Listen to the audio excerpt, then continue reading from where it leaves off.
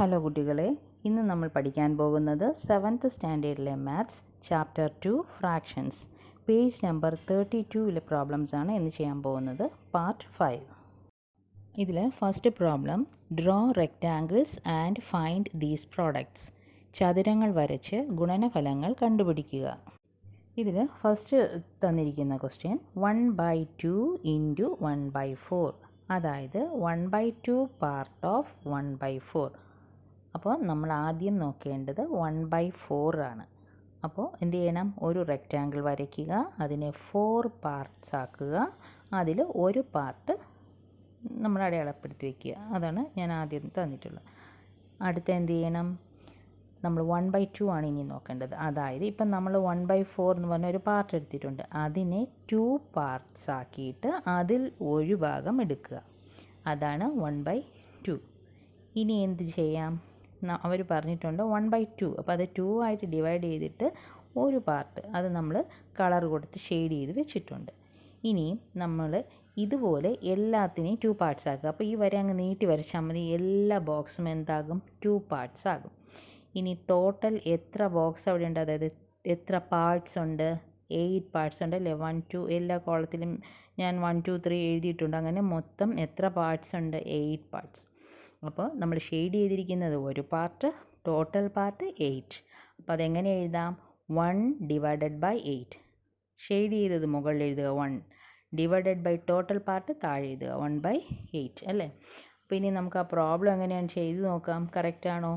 1/2 into 1/4 equal മുകളിലുള്ള 2 1 multiply ചെയ്യണം. 1 into 1 divided by 2 into 4.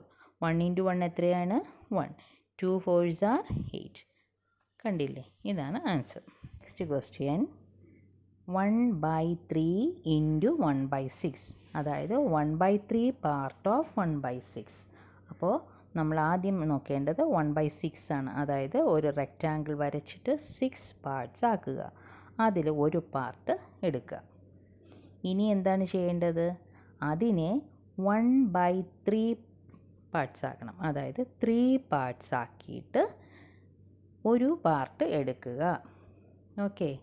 ഇനി എന്ത് ചെയ്യണം? ഇതിനെ നമ്മൾ 3 പാർട്ടാക്കാൻ വരച്ചില്ലേ, ആ വര നീട്ടി വരയ്ക്കുക. അപ്പോൾ എല്ലാ ബോക്സും 3 പാർട്സ് ആകും. ഓരോ നമ്മൾ ആദ്യം 6 ബോക്സ് വരച്ചില്ലേ, ഓരോന്നും എത്രയാകും? 3 പാർട്സുകളാകും. ഇനി നോക്കൂ, ഈ ഒരു പാർട്ട് നമ്മൾ ഷെയ്ഡ് ചെയ്ത് വയ്ക്കുക. എന്നിട്ട് മൊത്തം എത്ര പാർട്സ് ഉണ്ട്? അതിൽ 18 പാർട്സ് ഉണ്ട്. എത്ര? 18. അപ്പോൾ അതെങ്ങനെയാണ് നമ്മൾ എഴുതുന്നത്? ഷെയ്ഡ് ചെയ്ത പാർട്ട് മുകളിൽ എഴുതാം, ടോട്ടൽ പാർട്സ് താഴെ ഡിനോമിനേറ്റർ ആയിട്ട് എഴുതാം. അപ്പോൾ 1 ഡിവൈഡഡ് ബൈ 18. ഇനി നമുക്ക് ആ പ്രോബ്ലം ചെയ്ത് നോക്കാം. 1/3 into 1/6 equal 1 into 1 numerator multiply ചെയ്തു, ഡിവൈഡഡ് ബൈ താഴെയുള്ള ഡിനോമിനേറ്റർ 3 ഇൻറ്റു 6. അത് ചെയ്യുമ്പോൾ 1 ഇൻറ്റു 1 1, 3 6 are 18. മനസ്സിലായോ? അടുത്ത പ്രോബ്ലം 1/5 ഇൻറ്റു 1/8. അപ്പോൾ 1/5 പാർട്സ് ഓഫ് 1/8, അതായത് നമ്മളിവിടെ 1/8 ആണ് ആദ്യം നോക്കേണ്ടത്. ഒരു റെക്റ്റാങ്കിൾ വരയ്ക്കുക, അതിനെ തുല്യ ഭാഗങ്ങളായിട്ട്, എത്ര ഭാഗങ്ങളാണ്? 8 പാർട്സ് ആയിട്ട് ഡിവൈഡ് ചെയ്യുക. അതിൽ ഒരു പാർട്ട് എടുക്കണം. ഓക്കെ. അതിനുശേഷം ഇനി നോക്കേണ്ടത് 1/5 ആണ്. അതായത് നമ്മളിപ്പോൾ എടുത്ത ഒരു പാർട്ടില്ലേ 1/8, അതിനെ 5 പാർട്സ് ആക്കി വരയ്ക്കുക. ഒരേപോലെ ആയിരിക്കണം എല്ലാ പാർട്സും. ഓക്കെ. നിങ്ങൾ കറക്റ്റ് നല്ല വൃത്തിയായിട്ട് വരയ്ക്കണം. 5 പാർട്സ് ആക്കുക. അതിൽ നമ്മൾ എന്ത് ചെയ്യണം? അതിൽ എഴുതാം 1/5 താഴെ ഒരു ബോക്സ് എഴുതാം. ഇനി അടുത്ത് എന്ത് ചെയ്യണം? നമ്മൾ ഈ 5 പാർട്സ് ആക്കിയതുപോലെ അതിനെ നീട്ടി വരച്ചാൽ മതി. എല്ലാ പാർട്സുകളും 5 പാർട്സ് ആകും. നമ്മൾ ആദ്യം 8 ആയിട്ട് ബോക്സ് വരച്ചില്ലേ, അതെല്ലാം 5 പാർട്സ് ആയിട്ട് ഡിവൈഡ് ചെയ്യാം. അപ്പോൾ നീട്ടി വരച്ചാൽ മതി. അപ്പോൾ കുഞ്ഞു കുഞ്ഞു ബോക്സുകൾ കിട്ടും. അപ്പോൾ ഏതെങ്കിലും ഒരു ബോക്സ് നമ്മൾ ഷെയ്ഡ് ചെയ്യുക, അതാണ് 1 പാർട്ട്. ഡിവൈഡഡ് ബൈ മൊത്തം എത്ര പാർട്സ് ഉണ്ട് എണ്ണി നോക്കുമ്പോൾ അറിയാം, അതിൽ 40 പാർട്സ് ഉണ്ട്. അപ്പോൾ നമ്മൾക്കതെങ്ങനെ എഴുതാം? 1 ഡിവൈഡഡ് ബൈ 40. 1 എന്ന് പറയുന്നത് നമ്മൾ ഷെയ്ഡ് ചെയ്ത portion, divided by total portions എത്രയാണ്, അതാണ് total portions I mean part, total parts എത്രയാണ് അത് താഴെ എഴുതാം. അപ്പോൾ 1/40.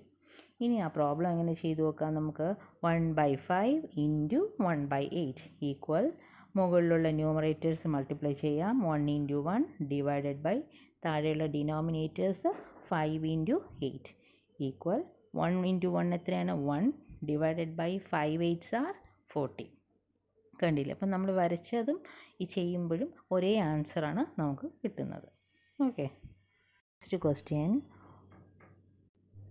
A 1 meter long string is divided into 5 equal parts.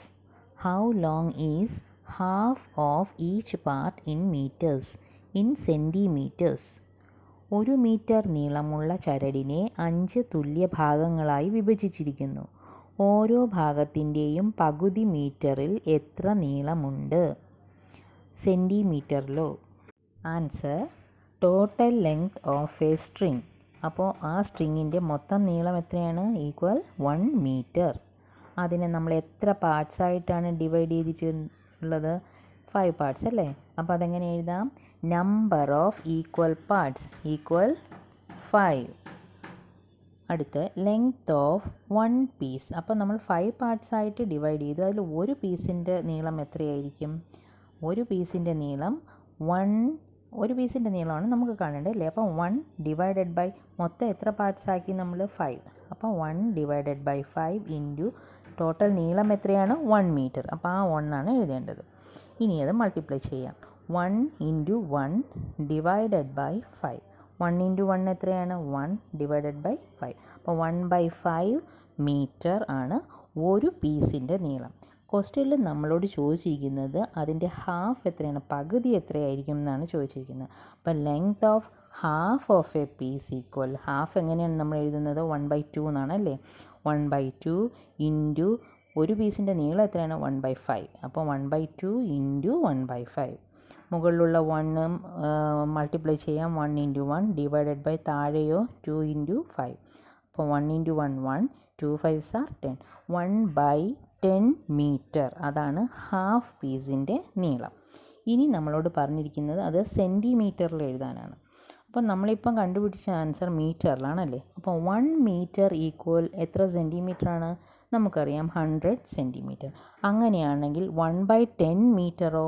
1/10 metre equal 1/10 into 100. അപ്പോൾ 1 ഇൻറ്റു 100 ഡിവൈഡഡ് ബൈ 10. 100ൻ്റെ അറ്റത്തുള്ള സീറോയും വെട്ടിപ്പോകും, 10ൽ ഒരു സീറോയും വെട്ടിപ്പോകും. അപ്പോൾ എത്ര ആൻസർ കിട്ടുക? 10 സെൻറ്റിമീറ്റർ. അപ്പോൾ നമ്മളിവിടെ സെൻറ്റിമീറ്റർ എന്നുള്ളതിനാണ് CM എന്ന് എഴുതിയിരിക്കുന്നത്. മീറ്ററിന് നമുക്ക് M എന്നും എഴുതാം. Okay, next question. 1 liter of milk is filled in 2 bottles of equal size.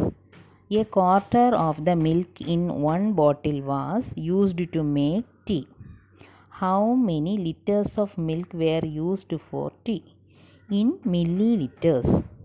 1 litre പാൽ തുല്യ വലിപ്പമുള്ള 2 കുപ്പികളിൽ നിറച്ചു. ഒരു കുപ്പിയിലെ പാലിൻ്റെ 4/1 ചായ ഉണ്ടാക്കാൻ ഉപയോഗിച്ചു. ചായയ്ക്ക് എത്ര ലിറ്റർ പാൽ ഉപയോഗിച്ചു? അത് എത്ര മില്ലി ലിറ്ററാണ്? Answer total milk. എത്രയാണ് total milk? Equal 1 litre. Number of bottles, എത്ര ബോട്ടിൽസ് നമ്മൾ ഫില്ല് ചെയ്യാൻ എടുത്തു? 2 അല്ലേ? ഈക്വൽ 2. ഇനി നമുക്ക് ഒരു ബോട്ടിലിൽ എത്ര മിൽക്ക് ഉണ്ടെന്ന് കണ്ടുപിടിക്കാം. ആദ്യം മിൽക്ക് ഇൻ 1 ബോട്ടിൽ ഈക്വൽ, ഒരു ബോട്ടിലിൽ ഉള്ളത് കാണാൻ എന്ത് ചെയ്യണം? 1 മുകളിൽ എഴുതുക, ഡിവൈഡഡ് ബൈ മൊത്തം എത്ര ബോട്ടിൽസ് ഉണ്ട് അത് താഴെ എഴുതുക, അതായത് 2. 1 ഡിവൈഡഡ് ബൈ 2 ഇൻറ്റു ടോട്ടൽ എത്ര മിൽക്ക് ഉണ്ടായിരുന്നു? 1 ലിറ്റർ. അത് മൾട്ടിപ്ലൈ ചെയ്യണം. 1/2 ഇൻറ്റു 1 ലിറ്റർ. അപ്പം ആ മുകളിലുള്ള 1 നമുക്ക് മൾട്ടിപ്ലൈ ചെയ്യാം. 1 ഇൻറ്റു 1 ഡിവൈഡഡ് ബൈ താഴെ 2. 1 ഇൻറ്റു 1 1 ആണ്, താഴെ 2 ആണ്. അപ്പോൾ 1/2 ലിറ്റർ, 1/2 ലിറ്ററാണ് ഒരു ബോട്ടിലുള്ളത്. നമ്മളോട് പറഞ്ഞിട്ടുള്ളത് ഒരു ബോട്ടിലുള്ളതിൻ്റെ 1/4 ഭാഗം എടുത്തു എന്നാണ്. അതായത് ക്വാർട്ടർ ഓഫ് മിൽക്കാണ് ടീ ഉണ്ടാക്കാൻ എടുത്തത്. അപ്പോൾ അതെത്രയാണ് ഈ ക്വാർട്ടർ? ഒരു ബോട്ടിലിൽ 1/2 ലിറ്റർ ഉണ്ട്, അതിൻ്റെ 1/4 ഭാഗം അതായത് ക്വാർട്ടർ എത്രയാണ്? അത് എങ്ങനെ എഴുതാം?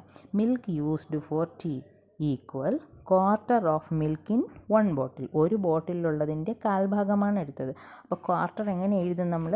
1 ഡിവൈഡഡ് ബൈ 4 ഇൻറ്റു ഒരു ബോട്ടിൽ എത്രയാണ് ഉണ്ടായിരുന്നത്? 1/2 അല്ലേ, 1/2 ലിറ്റർ മിൽക്കാണ് ഉണ്ടായിരുന്നത്. അപ്പം 1/4 ഇൻറ്റു 1/2. ആ മുകളിലുള്ള ന്യൂമറേറ്റർ മൾട്ടിപ്ലൈ ചെയ്യാം. 1 × 1 ഡിവൈഡഡ് ബൈ താഴെ 4 × 2.